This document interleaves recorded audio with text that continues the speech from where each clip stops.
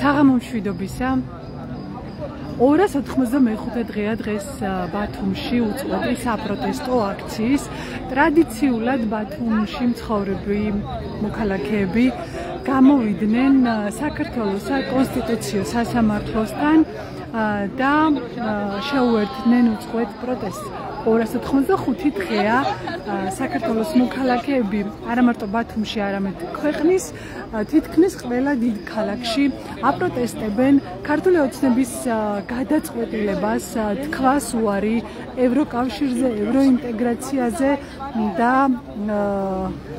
ქვეყნის ევროპული მომავალი დააპაუზოს. თქვენ იცით, რომ 28 ნოემბრის შემდეგ მოთხოვნების სია გაიზარდა. მოქალაქეები ითხოვენ ვადამდელ არჩევნებს და ნოემბერისა და დეკემბრის ცნობილი დარბევების დროს საპროტესტო აქციები დაარბია ქართული ოცნების ხელისუფლებამ დაკავებული პოლიტპატიმრების გათავისუფლებას და არა მარტო მათი ქართული ოცნების ხელისუფლება აგრძელებს რეპრესიებს როგორც მოქალაქეების მიმართ, ისე სხვადასხვა არასამთავრობო ორგანიზაციების მიმართ და შეიძლება ითქვას ცდილობს რეპრესიულ მარწუხებში მოაქციოს ქვეყნის კრიტიკული მასა ადამიანები, ვინც კრიტიკულად უყურებენ ქვეყანაში მიმდინარე მოვლენებს. გეტყვით, რომ ახლა ამ წუთებში, როდესაც ჩვენ ბათუმში ვართ, თბილისში მელიქიშვილზე, კახი კალაძის საარჩევნო შტაბთან შეიძლება ითქვას ცემატყეპა იყო, ტიტუშკები თავს დაესხდნენ საზმაუს მარშის წევრებს, თქვენ შეგიძლიათ ნეტგაზეთზე ადევნოთ თვალი მიმდინარე მოვლენებს, ასევე ნეტგაზეთზე ახსნება ინფორმაცია თბილისში კახი კალაძის შტაბთან მომხდარი ამბის შესახებ.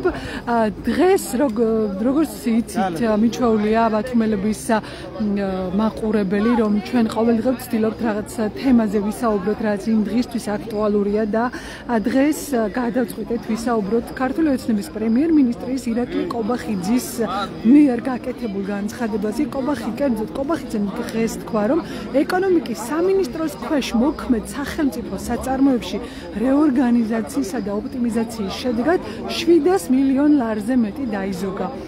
და კობახიძის პათოსი იყო ის, რომ სახელმწიფო ფული, ბიუჯეტის ფული იფლანგებოდა ცნობისათვის ბოლო 13 წელია ხელისუფლებაში არის ქართული ოცნება და რა ხდებოდა, ანუ რა ლოგიკა არის კობახიძის დღევანდელ განცხადებაში, ამ ლოგიკას ვეცდები ვიპოვო აქციის მონაწილეებს კითხო, რას ფიქრობენ ისინი ამასთან დაკავშირებით. სრულ ციტატას წაგიკითხავთ, რომ ინტერპრეტაცია არ გამომივიდეს. იმისთვის, რომ ხელი შემოწყოთ ეკონომიკურ ზრდას, მნიშვნელოვანია სახელმწიფო სახსრების მაქსიმალურად რაციონალური გამოყენება. ამ კუთხით მნიშვნელოვანი ნაბიჯები გადაიდგა და დანაზოგმა შეადგინა სახელმწიფო საწარმოებზე 700 მილიონ ლარზე მეტი. კობახიძის თქმით, შეიცვლება თითქმის ყველა სახელმწიფო საწარმოს ხელმძღვანელი, კურატორები, მათ შორის ენერგეტიკის სფეროში მოქმედ საწარმოებში, რკინიგზაში და სხვაგან. ასევე კობახიძემ თქვა, რომ საგარეო საქმეთა სამინისტროში რეორგანიზაცია ოპტიმიზაციის შედეგად ჯამურად 2 მილიონ ნახევარზე მეტი დაიზოგა, ხოლო თავდაცვის სამინისტროში 6 მილიონ ნახევარ ლარამდე. გამარჯობა, მახას ბათუმელების პირდაპირ ეთერში ხართ. დღეს საუბრობთ ირაკლი კობახიძის განცხადებაზე, რომლის მიხედვითაც ოპტიმიზაცია მოხდა სახელმწიფო საწარმოებში, მათ შორის სამინისტროებში. კერძოდ ირაკლი კობახიძემ თქვა, რომ 700 მილიონ ლარს დაზოგავენ ამ ოპტიმიზაციის შედეგად, ანუ საგარეო საქმეთა სამინისტროში დაიზოგება 2 მილიონ ნახევარი ლარი და ამ ოპტიმიზაციაში მან იგულისხმა ის საჯარო მოსამსახურეები, რომელიც რომელიც გაათავისუფლეს სამსახურებიდან, იმიტომ რომ ისინი მხარს უჭერდნენ ქვეყნის ევროპულ მომავალს. დიახ, თქვენ ხართ ერთ-ერთი გაათავისუფლებული საჯარო პირი. მოდი ასე ვთქვათ, რამდენად რას ნიშნავს თქვენთვის როგორც ამ ქვეყნის მოქალაქისთვის ეს განცხადება? მოდი აქედან დავიწყოთ. არ გაუჭირდა ფინანსებში. ან აქამდე 12 წელი რა ხდებოდა? აი ეს კითხვა ჩვეულებრივ გლეხს, ჭკვიანი გლეხები რო ყავს, ბევრი რო ყავს, ხელით რო წველის რო ხასა, ყველა ხდება. აი ამას. მეფერმეები, ჩვეულებრივ მოქალაქეები, ვისაც წიგნი წაუკითხავს, რა თქმა უნდა, მათ ეს დიქტატურა მიმოქმედა ყველას, მაგრამ ყველა ხდება. ყველა აუცილებლად სამართლიანად, მშვიდობიანად ყველა პასუხს მოთხოვს. აი ამას 12 წელი სადიყვნენ. ეხლა რაღაც ტუბებს გაზის ტუბებს რო იმაში რო დებენ მიწაში და 12 წელი რო ამახინჯებდნენ მართლა საქმესობლებს და რა გაკეთდა, ადაპტირდნენ და რა გაკეთდა. აი ცით რა არის ხალხს ცემენ დღეს და ხალხის ცემა, ქართველის ცემა რაც უნდა წარმოსახვით ეპნორი რა არის, ვიღაც დაეხმარება ის და კიმჩენინი დაეხმარება თუ რუსეთი დაეხმარება. არავის არაპატიებს დღეს რომ ხალხს ცემენ ეხლა. გავიდნენ ახალგაზრდები და გამოსული და უტყამენ და რატო? იმიტომ რომ სიძულვილი დათესება. და ვინ სიძულვილს დათესავს, არავითრულად არ ეპატეება. იმიტომ დგავართ აქ უმრავლესობა და რაღაცებს აი ნაციონალები იმას აწევენ ნაციონალიც ვარ. ისიც ვარ აქვია, ლელოც ვარ, აღარ მოდიან ახლა თავისი გეგმები აქვს ლელოს, ყველაფერი ვარ, ვინც ებრძვის ამ უსამართლობას, ხალხის ცემას და ხალხის ნახვას. ხალხის გალახვა, ადამიანის გალახვა არც ერთ ცივილიზებულ ქვეყანაში არ იჭდება.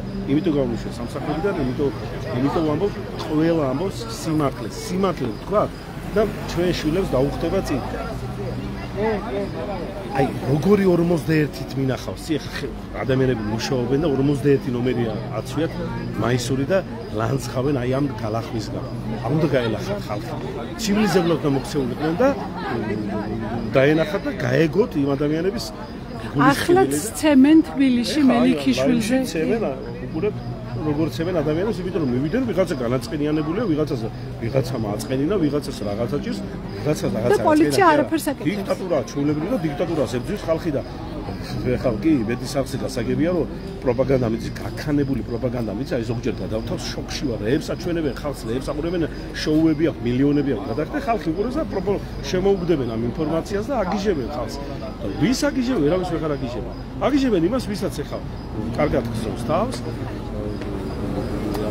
ხალხის ხარჯზე ცხოვრობს და მიდის ესე და გადახედავს და გლეხი ქალი რომ ვაჭრობს 2 წელი ლიმონი რომ უდევს აი ესეთი ხალხისთვის კი ბატონო კარგი ცხოვრება იდეალური ცხოვრება უბრალოდ ეხლა ცოტა ევროპაში ვეღარ დადია რა ბედის კრისკეში ეს პრობლემები როგორც ყოფილი საჯარო მოხელე თქვენ რას ფიქრობთ აი საგარეო საქმეთა სამინისტროდან თავდაცვის სამინისტროდან აი ყველაზე ისეთი კრიტიკულად განწყობილი ადამიანები გაუშვეს.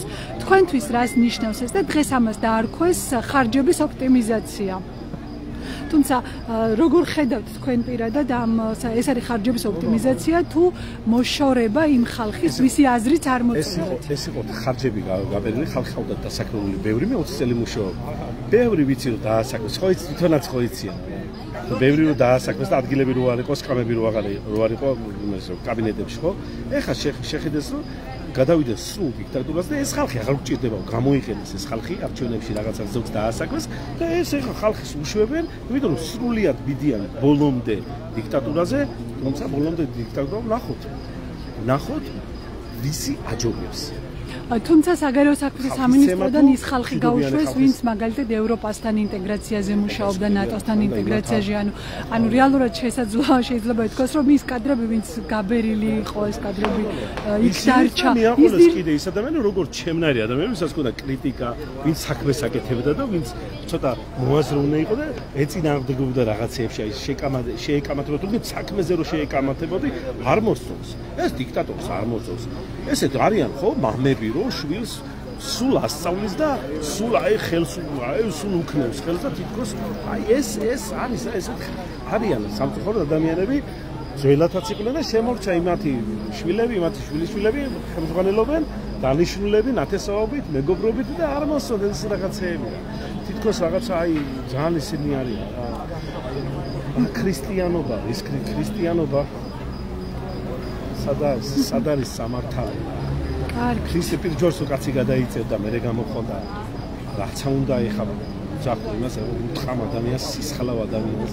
არ გითხრა, ამას ყველა ხდება. აუცილებლად გავიმარჯვეთ ყველა. თავარია, ჩვენს თავთან მართლები ვართ. კარგი. თავს შეიწირავთ სიმართლისთვის ეს ყველა მიცოდეს. მადლობა. მადლობა, დიდი მადლობა. თავისუფლება თქვენს. მადლობა.